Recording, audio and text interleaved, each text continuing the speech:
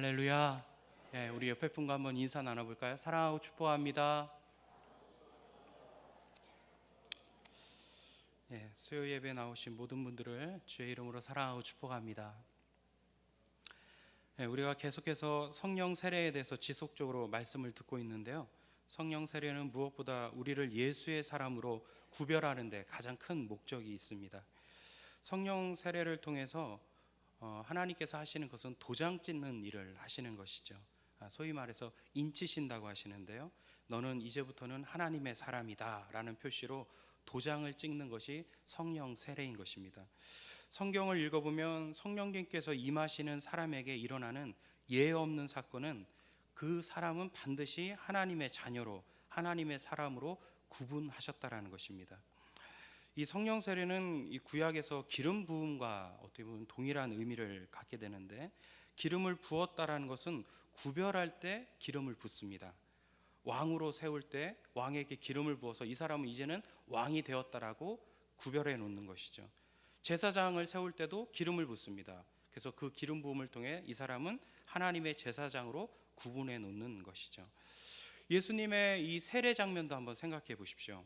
예수님께서 요한의 물 세례를 받고 물 밖으로 나오실 때 세 가지 일이 일어났죠. 하늘이 열렸습니다. 그리고 비둘기 같은 성령이 예수님 위에 임했습니다. 그리고 하늘로부터 소리가 들리기 시작합니다. 그럼 이 일은 어떤 사건일까요? 지구상에 많은 사람이 있지만 성령께서 눈에 보이게 내려오는 그 사람이 구별된 메시아라는 것을 보여주는 사건인 것이죠. 예수님께서 비둘기 같은 성령이 예수님께 임했다라는 것은 예수님이 온 인류를 구원하기 위해서 하나님께서 구분하여 세우신 메시아라는 것을 보여주는 사건이었다는 것입니다. 비둘기 같은 성령을 받은 사람은 예수님밖에 없습니다. 그리고 그것을 통해서 예수님이야말로 온 인류 중에 그 어떤 사람보다 구별해서 하나님께서 따로 구별해서 세우신 온 인류의 구원자임을 보여주는 사건이었다는 것입니다. 여러분, 이것은 사람뿐만 아니라 구약에서도 내용에 보면요, 같은 솥단지여도 가정에서 솥단지가 있고 성전에서 쓰는 솥단지가 있습니다. 근데 솥단지, 성전에서 쓰는 솥단지에 기름을 부으면 이제는 더 이상 솥단지가 아니라 성물이 됩니다. 그리고 거룩한 물건이 되어서 구별이 되는 것이죠. 여러분, 그래서 성령 세례라는 것은 어떻게 보면 우리가 하나님의 사람이다, 이제는 너는 하나님의 자녀라는 것을 구분해 놓는 사건임을 말해주고 있다는 것이죠. 여러분, 이런 성령 세례는요, 사모하는 자에게 임합니다. 여러분, 성령 세례를 사모하시기 바랍니다. 그래서 여러분, 성령 세례를 다 받으셨죠. 어떻게 보면 이제 성령 충만을 받아야 되는데, 어쨌든 성령 세례와 성령 충만은요, 사모하는 자에게 임한다는 거예요. 성령님에 대해서 우리가 좀 알 필요가 있다고 생각합니다. 성령님에 대해서 알면 알수록요, 한마디로 성령님은 좋으신 분이에요. 그냥 좋으신 분이 아니라 너무너무 좋으신 분이에요. 그래서 성령님을 알아야 돼요. 성령님을 알면 알수록요, 성령님과 친해지고 싶어요. 나도 성령 받고 싶어요. 그리고 나도 성령의 사람이 되고 싶어요. 그래서 성령님에 대해서 알 필요가 있다는 것이죠. 성령님을 알면 알수록요, 사모하는 마음이 들어요. 정말 간절한 마음이 들어요. 그리고 그 간절한 마음 속에 성령은 임하신다라는 것입니다. 여러분, 성령님은 어떤 분이신가요? 성령님은 예수님이 보내신 보혜사입니다. 성령님은 예수님의 영입니다. 요한복음 16장 7절에 보면 내가 보혜사를 너희에게로 보내리니 이렇게 말씀하고 있습니다. 그 보혜사 성령님을 누가 보냈나요? 예수님이 보내셨어요. 우리에게 예수님께서 우리에게 성령님을 보내주셨다는 것입니다. 왜 보내셨을까요? 보혜사 역할을 하도록 보내주셨다는 것입니다. 보혜사라는 것은 파라클레토스로 항상 우리 곁에서 계시도록 부르심을 받은 분이라는 뜻이죠. 성령님은요, 항상 우리 곁에 계시는 분이에요. 그리고 우리를 도와주시는 분이에요. 얼마나 좋은 분입니까? 성령을 깊게 체험하기 가장 좋은 방법은요, 성령님이 항상 내 옆에 계시다는 느낌을 항상 갖는 거예요. 여러분, 성령과 함께 같이 쓰이는 전치사들을 보면 뭐뭐 안에, 뭐뭐 곁에서, 뭐뭐와 함께라는 표현을 써요. 성령님은 항상 우리 안에 계세요. 그리고 우리 곁에 계세요. 그리고 우리와 함께 계세요. 그리고 요한복음 14장 16절에 보면 어떤 경우에도 영원토록 너희와 함께 계신다 이렇게 말씀하고 계세요. 성령님은 우리 안에서, 우리 곁에서 우리와 함께 어떻게 해요? 영원토록 함께 계시는 분이에요. 그 어떤 상황과 조건 속에서도요, 우리를 결코 떠나지 않으세요. 항상 우리 곁에 머물면서 나를 지키시고 보호해 주시고 가르쳐 주시는 분이 바로 보혜사 성령님이라는 것입니다. 이 성령님은요, 항상 우리와 함께 계시는데 근심하면서 우리와 함께 계세요. 에베소서 4장 30절에 보면 하나님의 성령을 근심하게 하지 말라 이런 말씀이 있는데요, 성령님은요 때로는 근심하세요. 근심하면서 우리 곁에 계세요. 우리가 때로는 죄를 지었을 때, 잘못된 길을 걸어갈 때 떠나지는 않고 근심하세요. 얘가 이렇게 살면 안 되는데, 이렇게 행동하면 안 돼, 이런 말을 하면 안 되는데 하면서 근심하면서 떠나지는 않고 우리 곁에 계시는 거죠. 여러분, 성령에 대해 민감하신 분은요, 성령의 근심을 느낄 때가 있어요. 저도 마찬가지입니다. 여러분 중에 성령의 근심을 느껴보신 분 계신가요? 내가 잘못된 길을 걸어갈 때요, 성령의 근심을 경험하게 되면 정말 내 몸이 떨릴 때가 있어요. 너무너무 불안할 때가 있어요. 성령의 근심이 느껴질 때가 있다고요. 여러분, 이렇듯이요, 성령님은요 근심하면서 우리와 함께 계십니다. 또한 성령님은 책망하면서 우리와 함께 계세요. 요한복음 16장 8절에 보면 죄에 대해서, 의에 대해서, 심판에 대해서 우리를 책망하신다는 거예요. 책망이라는 것은요, 단순히 꾸짖는다는 것이 아니에요. 책망이라는 원래의 뜻은 바른 길을 제시하면서 꾸짖는 거예요. 그냥 단순하게 혼내는 거예요. 그냥 말 그대로 혼내는 거예요. 꾸짖는 거예요. 근데 책망은요, 성령의 책망은 바른 길을 제시해 주세요. 의의 길을 제시해 주세요. 거룩의 길을 제시해 주세요. 그러면서 우리를 꾸짖어요. 그리고요, 성령님은 중보 기도하시면서 우리와 항상 함께 계세요. 로마서 8장 26절의 말씀에 보면 우리를 위해서 친히 간구해 주신대요. 여러분, 가만 생각해 보면 내가 기도하는 것만큼 그것만 가지고 누리고 산다고 한다면요, 우리는 어떻게 보면 별 볼 일 없는 인생을 살 것입니다. 여러분, 내가 왜 이런 인생을 살까? 왜 이렇게 값진 인생을 살까? 돌이켜보면 내가 기도하지 못할 때 나를 위해서 기도하는 사람이 있었고, 또 내가 기도하지 못한 부분까지 성령께서 나를 위해서 기도하셨기 때문이에요. 여러분, 구석구석 기도 다 잘하셨나요? 우리 그렇지 못할 때가 많아요. 우리가 기도 놓치고 살 때가 너무나 많아요.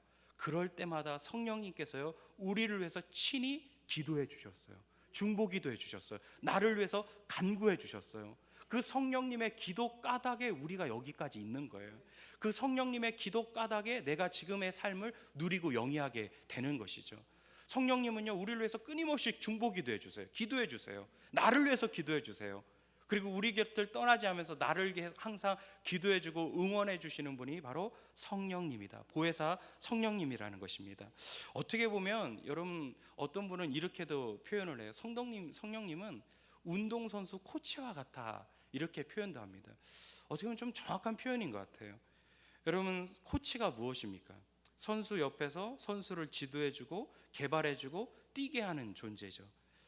코치가 선수 대신 뛰지는 않아요. 하지만 코치는 훈련 때부터 시합장까지 선수 곁에서 1분 1초도 떠나지 않고 함께 박수 쳐주고 훈련시켜주고 때로는 꾸짖으면서 선수를 다듬어 주는 거죠. 드러나지는 않지만 좋은 선수에게 있어서는요, 코치의 역할은 절대적입니다. 좋고 훌륭한 선수 곁에는요, 항상 좋은 코치가 있습니다. 좋은 코치가 없고 좋고 훌륭한 코치가 없는 좋은 선수는 없어요.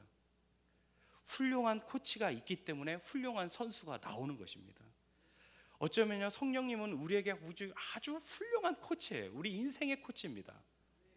우리를 때로는 꾸짖어줘요. 그리고 우리를 훈련시켜줘요. 그리고 응원해줘요. 박수 쳐줘요. 그리고 기도해줘요. 그래서 그것을 통해서 내가 훌륭한 하나님이 사람이 되도록 다듬어주게, 그 역할을 감당해 주시는 거죠. 이것이 바로 보혜사 성령님의 역할이라는 것입니다.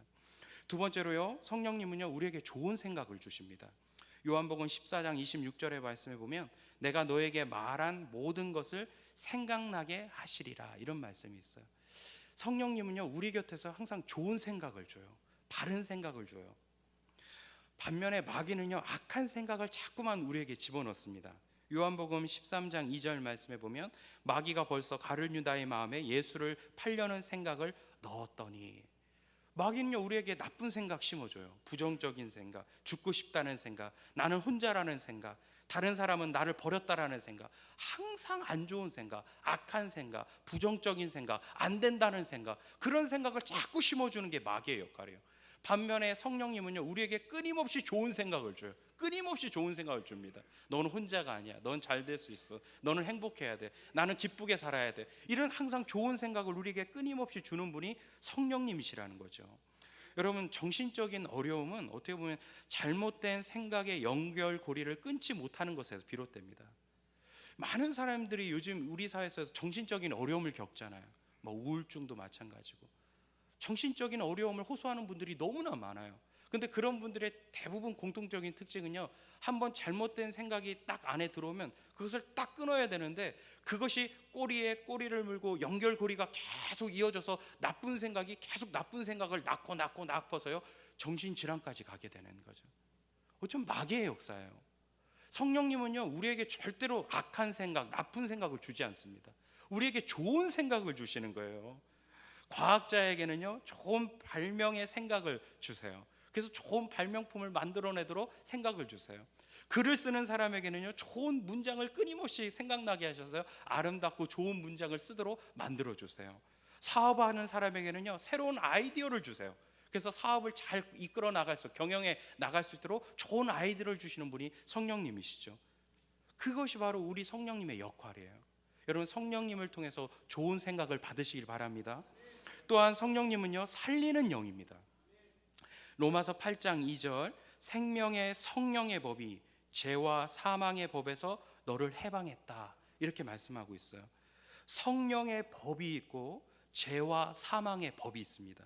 이 법은요 단순하게 이 제도적인 그런 규제가 아닌, 이 법이라는 것은 인격적인 세력이에요.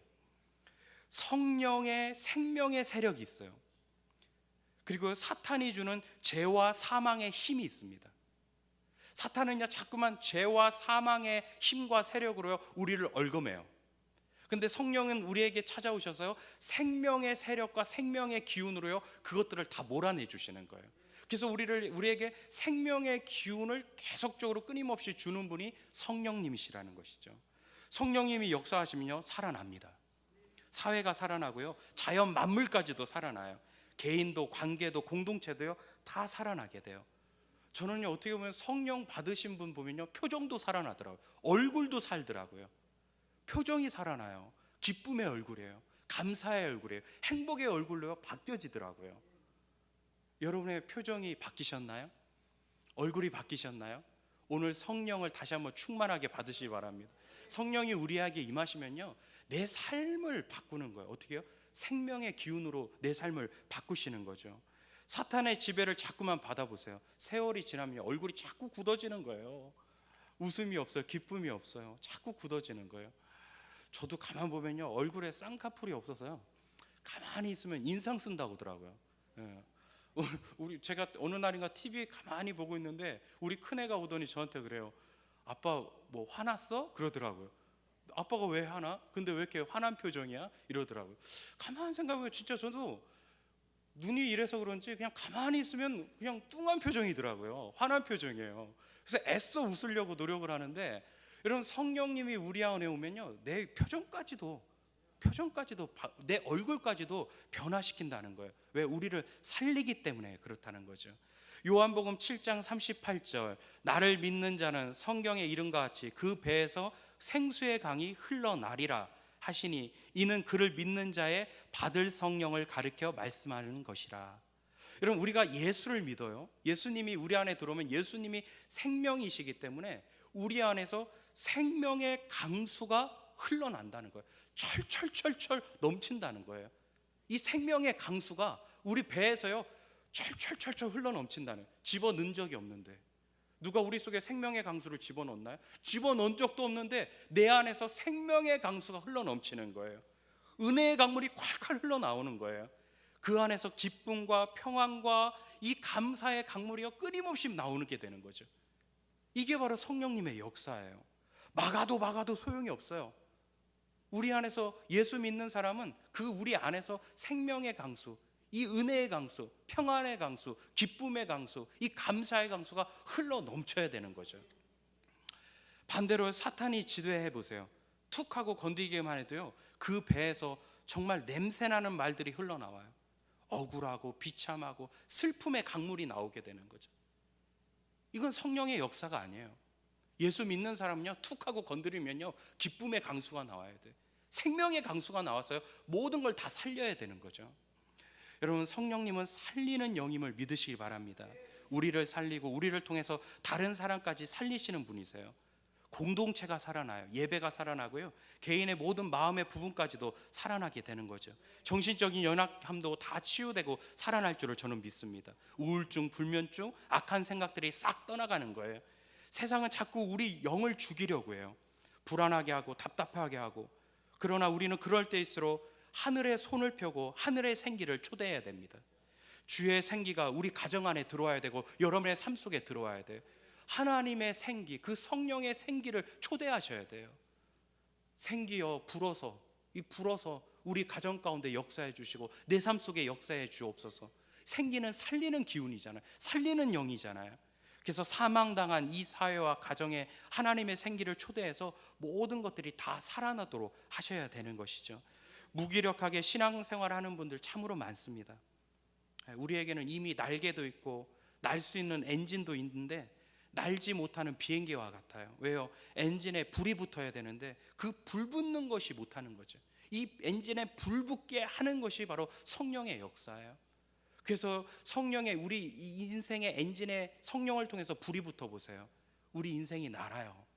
무기력함이 다 떠나가요.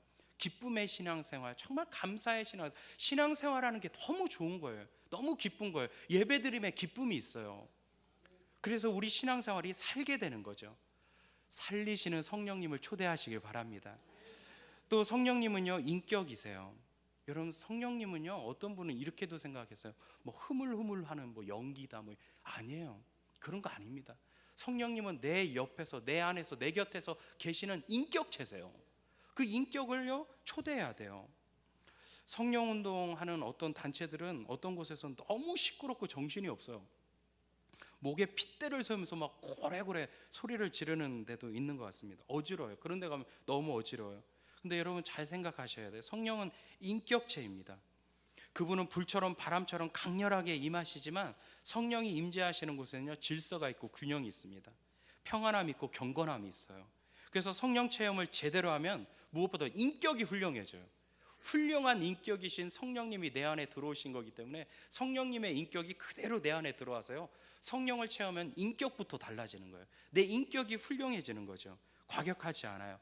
범접할 수 없는 경건함과 품격이 있어요. 정말 품격이 살아나요. 경건함이 있어요. 말 한마디 하지 않아도요, 그 사람이 말 한마디만 딱 해도요, 그 속에 품격이 있어요. 어떤 말할 수 없는 힘이 있어요. 정말 성령이 임한 곳에 가보면요, 그 속에 질서가 있다고요. 그리고요, 인격들이 다 훌륭해요. 성품들이 다 뛰어나요. 왜요? 성령님은 인격체이시기 그렇습니다. 어떤 목사님이 이런 표현을 쓰셨더라고요. 책에요. 커피잔을 앞에 두고 성령님과 대화를 시도해보라.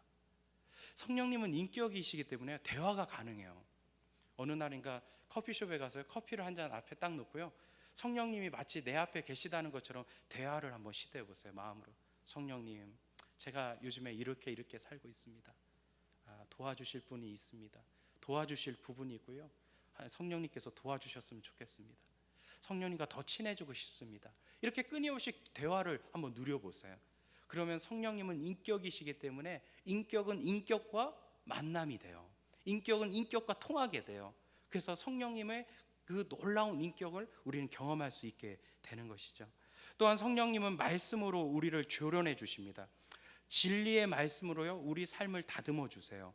요한복음 16장 13절에 보면 진리 가운데로 인도해 주신다, 이런 거죠.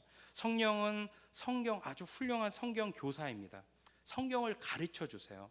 말씀은 성령의 감동으로 쓰여져 있어요. 그래서 성령 체험하지 않고는요, 말씀을 풀 수가 없어요.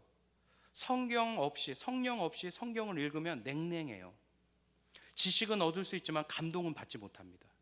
근데 성령과 함께 성경을 읽어보세요. 이렇게 은혜로운 말씀이 없어요. 말씀 한자 한자가 살아서 역사하는 것 같아요. 이 말씀 한자 한자를 내가 붙들기만 해도요, 이 말씀 한자 한자가 내 삶 속에 그대로 이루어질 것 같아요. 이것이 바로 성령님의 역사인 것입니다. 머리는 머리를 자극하고 영은 영을 자극합니다. 성령은 영이기 때문에 우리 영을 자극해요. 그래서 성령을 통해서 말씀을 해석하면 주석이 말해주지 않는 이 성령의 감동으로만 볼 수 있는 말씀의 행간들이 있다고요. 그냥 지식으로만 얻는 그런 게 아니라 이 말씀 행간 하나하나 사이 속에서 성령을 통해서만 얻을 수 있는 놀라운 감동이 있어요. 말씀에 감동이 있다고요. 이것을 우리가 붙잡아야 되는 것이죠. 성령의 눈으로 보면요, 말씀이 달라져요. 글이 살아서 나에게 딱딱 꽂히는 거예요. 성령 받지 않고 말씀에 담긴 하나님의 그 깊은 사랑, 그 하나님의 마음, 하나님의 지혜를 잡아낼 수가 없는 것이죠. 그래서 이 성령님과 함께 말씀을 우리가 읽어야 되고 말씀을 깨달아야 되는 것입니다. 성령은요, 말씀을 우리에게 이야기해 주고 싶어 하세요. 그리고 내 삶의 섬세한 구석구석 순간순간마다 적용해 주시는 분이 바로 성령님이세요. 여러분, 이 성령 세례를 우리가 그래서 받아야 되는데, 성령님의 역할이 여기까지인데, 다양하게 많지만 제가 소개하는 것은 여기까지인데, 여러분, 제가 말씀드린 이 소개해 준 이 성령님, 여러분 받고 싶으세요? 이렇게 좋은 성령님 아니에요? 너무나 좋으신 성령님 아니에요? 그렇다면 이 성령님을 우리가 받아야 되겠죠. 성령 세례를 체험해야 되겠죠. 여러분, 오늘 말씀은 어쩌면 이 성령 세례를 받기 위한 우리의 자세와 준비에 대해서 말씀해 주고 있다라고 생각합니다. 오늘 우리가 읽었던 이 본문 말씀은 예수님의 승천 기록과 오순절 성령 강림 사건 사이에 있는 기록이에요. 약 10일 동안의 기록입니다. 예수님이 승천하셨어요. 이제는 하늘로 승천하셨어요. 예수님이 안 계세요.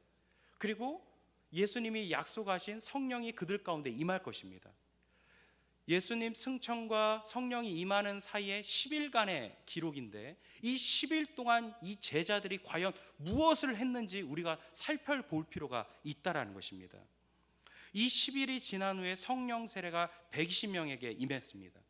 이 10일 동안 그들의 행정은 성령 세례를 받기 위한 준비 기간이었고, 또 성령 세례를 받기 원하는 우리에게도 중요한 지침을 주고 있습니다. 크게 저는 두 가지만 살펴보았으면 좋겠는데요, 어쩌면 이것이 우리도 성령 세례를 받을 수 있는 중요한 준비임을 말해주고 있다는 것입니다. 이 10일의 기간 동안 이 제자들이 가장 중점을 두었던 것은 바로 기도였어요. 이 10일 동안 제자들이 뭐 했을까요? 기도했어요. 14절에 보니까 그들이 마음을 같이하여 오로지 기도에 힘쓰더라. 뭐 했다고요? 기도했어요. 기도만 했어요. 정말 기도만. 10일 동안 그냥 기도한 거예요. 아침 저녁으로 계속 기도한 거예요. 오로지 기도만 한 거예요. 기도에 전심한 거죠. 기도에 집중한 거예요. 제자들은 십자가도 부활도 체험했지만 오순절 성령 세례를 반드시 받아야만 했습니다. 그런 성령 세례를 받기 위한 가장 확실한 것은 오직 기도 외에 다른 것이 없었다라는 것이죠. 여러분, 오늘 말씀에 오로지라는 말씀이 나와 있어요. 오로지는 헬라의 원뜻에 보면 그들은 자기 자신들을 기도에 다 휩쓸어서 쓸어 넣었다라는 뜻이에요.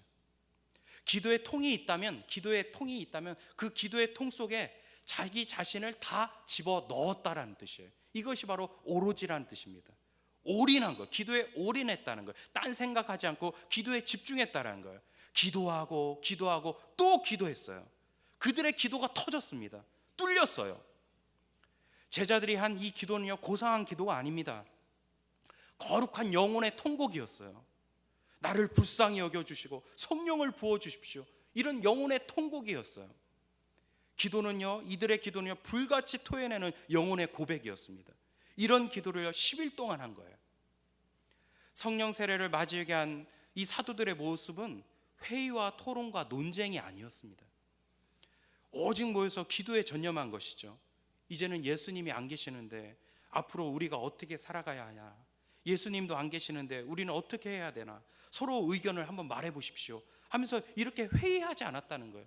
토론하지 않았다는 거예요. 의견을 나누지 않았다는 거예요. 앞으로 우리는 어떻게 살아야 됩니까? 토론한 게 아니에요. 기도한 거예요. 그냥 기도한 거예요. 여러분, 교회는요 민주적인 곳이 아닌 영적인 곳입니다.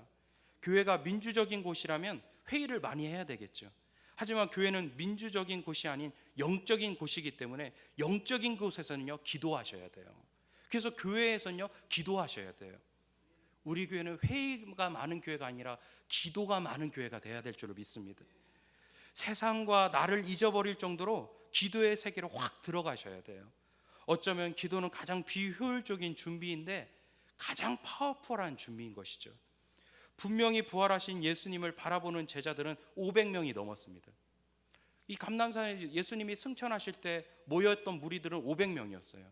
근데 500명이 다 모여서 기도했냐? 그렇지 않았어요. 그 500명 중에 120명만 남아서 기도했던 것입니다. 그들에게 성령이 임해서 그들을 통해서 초대교회 세계 복음화의 기초가 된 것이죠. 화려한 꿈을 꾸는 사람 많고 큰 소리 치는 사람 많지만 결국에 하나님의 일을 이뤄내는 사람은요 기도하는 사람입니다. 기도하는 사람에게 성령이 임해요. 그리고 그 성령이 임하는 사람을 통해서 하나님은 하나님의 일을 하시는 것입니다. 여러분, 이들의 기도에는요 크게 두 가지 특징이 있습니다. 첫 번째는 순종하는 기도였습니다. 12절에 보니까 그들이 예수님의 승천 이후에 예루살렘으로 돌아왔다 이렇게 말씀하고 있습니다. 예수님께서 승천하실 때 이렇게 말씀하셨죠. 예루살렘을 절대로 떠나지 말고 예루살렘에 머물러 있으라 라고 예수님이 명령하셨습니다. 이 예수님의 명령에 이 제자들은 순종한 거예요. 제자들의 집은요 예루살렘이 아닙니다. 저기 시골이에요. 각자 흩어질 수 있어요. 자기 집으로 갈 수 있었어요. 그럼에도 불구하고 이 사람들은요 예루살렘을 떠나지 말라라는 하나님의 말씀에 순종해서, 예수님의 말씀에 순종해서 예루살렘으로 돌아왔다라는 것입니다. 그리고 그 말씀에 순종해서 오로지 기도에 힘썼다라는 것이죠. 여러분, 우리가 기도할 때 정말로 중요한 것은 순종하는 거예요. 하나님의 역사는 단순한 순종으로 시작됩니다. 죄도 작은 것으로 시작되고 또 반면에 하나님의 축복도 아주 작은 것의 순종으로부터 시작이 됩니다. 진정한 기도는 순종과 함께 이루는 기도입니다. 순종하지 않고 하는 기도는요 떼쓰는 기도죠. 하나님의 말씀에 전혀 순종을 안 해요. 근데 기도만 해요. 이건 떼쓰는 기도입니다. 떼쓰는 기도는요 하나님도 힘들고 우리도 힘들어요. 순종하면서 하는 기도는 아름다운 기도죠. 순종하면서 기도해 보세요. 여러분이 알지 못했던, 경험해보지 못했던 새로운 세계가 열려요. 여러분, 당장 순종해 보세요. 하나님이 나에게 어떤 감동을 주고 마음을 주는 것이 있다면 순종부터 해보세요. 그리고 순종하면서 기도해 보세요. 여러분이 이전에 알지 못했던 새로운 것들이 경험하게 돼요. 새롭게 말씀하시는 하나님의 말씀이 있다면 그 말씀을 부여잡고 기도해 보세요. 놀라운 역사가 일어날 것을 믿습니다. 성령님이 원하시는 것은 능력이 아니라 태도예요. 우리의 태도입니다. 태도가 된 사람에게 성령을 부으시는 거예요. 나의 조건과 능력이 아니에요, 여러분. 환경이 아닙니다. 하나님은 태도를 보시는 거예요. 우리의 태도를요. 이 모세가 쓰임 받았던 것은요, 하나님 이렇게 말씀하세요. 모세는 온유함이 지면의 모든 사람보다 더하더라. 온유함이라는 것은 하나님이 어떻게 말씀하실 때 하나님 제가 있습니다, 제가 하겠습니다, 이렇게 순종하는 게 온유함이에요. 어떤 말씀을 하실 때 그냥 버티지 않고 극작길까 순종하는 게 온유함이라는 뜻입니다. 반면에 강팍이라는 것은 무슨 뜻일까? 강팍. 여러분, 강팍이라는 원래의 뜻은 네 발 가진 짐승이 안 가려고 버티는 게 강팍이래요. 주인이요 말에게 으랴하면 책짓질하면 말은 가야 돼요. 근데 안 가려고 두 발 가진 짐승이 버티는 거예요. 난 절대로 갈 수 없다, 버티는 게 강팍이래요. 하나님이 우리에게 자 가자 그랬을 때 가야 되는데 안 가고 버티는 게 강팍이에요. 근데 반면에 순종과 온유의 사람은 무엇입니까? 하나님이 어떤 말씀을 하실 때요, 하나님 제가 하겠습니다 라고 순종하는 거예요. 이런 사람의 이런 태도를 보시고 하나님은요 성령의 기름을 부어주시는 것입니다. 모세 가만 보면요 온유하다라고 말하는데 이 모세의 삶 속에 온유를 좀 찾아보기는 좀 어렵거든요. 이 애굽 사람과 히브리 사람이 싸웠을 때 자기 동족 사람이 억울한 일을 당하는 걸 보고 화가 나갖고요 주먹 한 방으로 애굽 사람을 그 자리에서 때려 죽인 사람이 모세입니다. 한 펀치 하는 사람이에요.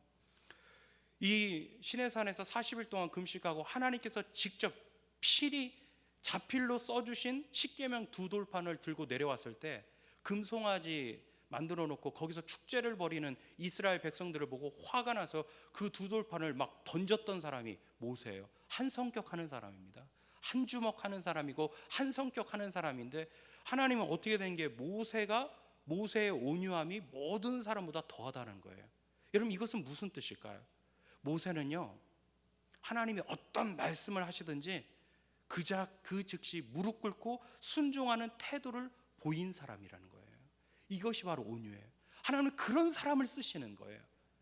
그런 순종의 기도를 들어주시는 거예요. 여러분, 우리가 오로지 기도에 힘써야 돼요. 그런데 그 기도 속에는 여러분 삶 속에 순종이 동반돼야 됩니다. 그렇게 순종과 함께 기도하는 그 기도의 역사 속에 성령의 세례가 임했다라는 것입니다. 두 번째로 이들의 기도는요, 공동체적인 기도였다라는 것입니다. 전력으로 기도하는데, 이 다락방에서 이들이 했던 이 기도, 이 합심 기도는요, 개인적인 기도가 아닌 공동체 전체에 임할 성령의 불을 위한 기도였습니다. 개인의 골방 기도가 개인의 영적 성숙을 위한 것이라면, 이들의 기도는 교회 부흥을 위한 기도요, 교회 공동체에 임할 불같이 불어올 성령의 시대를 간구하는 기도였다라는 것입니다. 내 자신의 개인의 회복을 위해 기도할 때가 있지만, 이렇게 교회적으로 성령의 시대를 열기 위해서 다 같이 기도할 때가 있습니다. 여러분, 우리가 기도할 때 정말 중요한 것은요, 내 개인적인 기도도 중요해요. 하지만 우리가 공동체적인 기도에 좀 힘을 쓰셔야 돼요. 이들이 개인 기도했나요? 아니에요. 이스라엘을 위해서 기도했어요. 우리 가운데 앞으로 벌어질 이 성령 시대를 위해서 다 같이 한 기도 제목, 공동 기도 제목을 가지고 기도한 거예요. 여러분이 정말로 성령을 체험을 원하신다면, 성령 세례의 그 강한 역사를 경험하기 원한다면, 여러분 공동체적인 기도에 잘하셔야 돼요. 그 기도에 탁월하셔야 돼요. 여러분, 우리 교회가 지금 벌이고 있는 운동이 뭔지 아십니까? 자, 옆에 한번 보세요. 300명의 영혼을 위해서 여러분 우리가 기도하고 있습니다. 이거를요, 우리가 놓고 공동으로 우리가 다 기도하고 있어요. 이 기도 해보신 적 있으세요, 여러분? 우리 교회가 지금 벌이고 있는 이 전도 운동에 대해서 기도해 본 적 있으세요? 300명의 영혼을 주님의 품으로 인도하고자 여러분 같이 기도하신 적 있어요? 이게 바로 우리 5월 달에 우리 교회가 갖고 있는 공동 기도 제목이잖아요. 공동 기도 제목에 하나도 하지 않고 내 개인적인 기도만 가지고 성령의 강한 역사를 경험하기를 원한다는 건 아니에요. 이들이 했던 기도는 공동체적인 기도예요. 교회적인 기도라고요. 이 기도를 통해서 성령이 임하신 것입니다. 여러분, 우리 교회가 어떤 기도 제목을 여러분에게 내놓으실 때 이 기도의 제목을 붙잡으십시오. 그리고 그 기도 속에 임하실 성령을 기대하시기를 바랍니다. 여러분, 또한 이들이 10일 동안 준비했던 것은요, 기도 외에 또 하나가 있습니다. 그것은 뭐라면 거룩한 그릇을 준비했다라는 것입니다. 오로지 기도하고 있는데, 이 갑자기 성경 우리가 오늘 읽진 않았지만 우리가 후반절에 보면, 1장 후반절에 보면 갑자기 가룟 유다 이야기가 나옵니다. 기도하고 있었어요. 120명 이 사도들이요, 다 같이 막 통성으로 기도하고 있었어요. 근데 갑자기 베드로가 일어서더니 뜬금없이 가룟 유다 이야기를 꺼내는 거예요. 가룟 유다의 그 비참한 이 최후의 이야기, 그리고 가룟 유다 이 사건이 구약의 시편에서 다윗의 예언을 통해 이미 예언된 사건임을 말하고 있는 거죠. 그리고 가룟 유다는 이미 우리 것을 떠났고 가룟 유다를 대신할 또 다른 제자, 12제자 중에 한 명의 제자를 뽑자라고 제안을 합니다. 너무 뜬금이 없어요.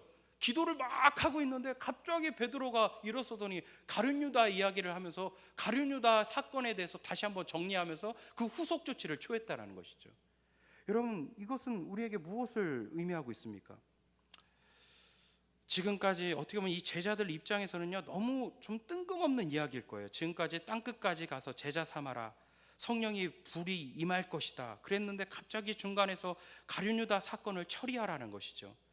이 제자들에게 있어서 가룟 유다는 한편으로는 슬픔이고 한편으로는 분하기도 하고 한편으로는 감당하기 어려운 감정의 사건이 바로 가룟 유다의 사건이었습니다.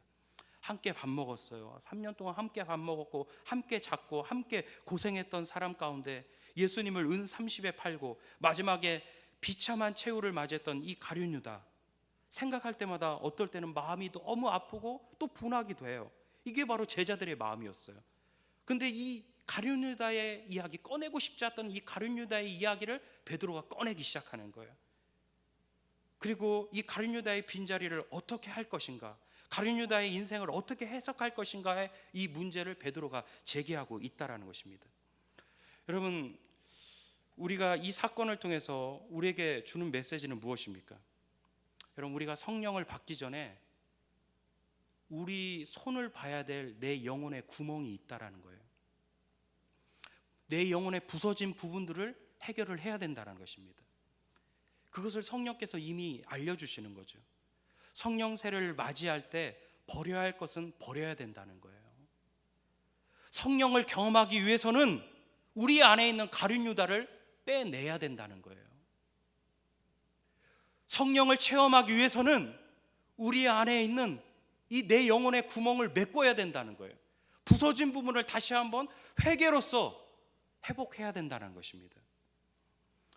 위대한 꿈을 말하기 전에 조금 고통스럽고 힘든 것이지만 하나님 앞에서 내 안에 끄집어내야 될 가룟 유다를 끄집어내고 처리해야만 되었던 것입니다. 그래야만 성령이 임하는 거예요. 누구를 정죄하고 심판하기 위해서 가룟 유다 이야기를 꺼낸 게 아니에요, 여러분. 누구를 책망하고 누구를 원망하려고 가룟 유다를 꺼낸 게 아니라 새로운 미래를 위해서 가룟 유다를 꺼낸 것입니다. 여러분, 성령의 역사, 이 성령의 놀라운 역사와 함께 우리 미래를 만들어가고 싶으세요? 정말 다시 한번 놀라운 성령의 역사를 경험하고 싶으세요? 그 위대한 이 성령의 시대 속에서 내가 함께 동행하면서 새로운 역사를 이루고 싶으십니까? 그렇다면 여러분 안에 있는 가룟 유다를 처리하셔야 됩니다. 내 안에 가룟 유다가 있어요, 여러분. 여러분 안에 가룟 유다가 있다고요. 주님과 나 사이에 멀어지게 하는 것들이 분명히 있습니다. 교만이고 시기고 미움이고 원망이고 불평이고 분노가 있다고요. 이런 가룟 유다가 여러분 안에 다 있잖아요. 얼마나 교만한지 몰라요. 얼마나 원망이고 불평인지 몰라요. 한번 화를 내면 불같이 화를 내요. 진정한 회개가 필요합니다. 이 회개를 통해서 우리 안에 있는 가룟 유다를 다 끄집어내고 처리할 때 성령이 우리 안에 임하시는 것이죠. 우리 안에도, 여러분, 어쩌면 우리 교회도 가룟 유다가 있을 수 있어요. 우리 안에 역사하는 가룟 유다의 역사가 있다고요. 사건이 있다고. 다 끄집어내고 다 회개해야 돼요. 다 버려야 돼요. 그래야 성령의 불이 우리 안에 임하는 것입니다. 은혜대로 말씀대로 살지 못했던, 마치 내가 하나님인 것처럼 살아왔던 것을 뉘우치셔야 됩니다. 하나님 앞에서 내가 얼마나 교만하게 살았는지 내가 알아야 돼요. 나는 내 딴에는 신령과 소신대로 살았다고 하지만 내 심령과 내 소신이 남을 얼마나 평가했고 비판했습니까? 때로는 나의 신념이, 나의 이 소신이 얼마나 많은 사람을 정죄했어요. 말씀으로 다 돌아보면요, 누구보다도 잘못 산 게 바로 나예요. 나라고요. 다른 사람이 아닙니다. 너 때문이야, 당신 같은 사람 때문에 이런 문제가 있고 이런 사건이 있어, 이렇게 말했던 손가락이 말씀으로 비춰보세요. 그 손가락이 이제는 나를 향하게 됩니다. 아, 그게 그 사람이 아니고 다른 사람이 아니고 나 때문이구나 라는 것을 알게 돼요. 모든 원인이 나에게 있다는 걸 알게 되는 거죠.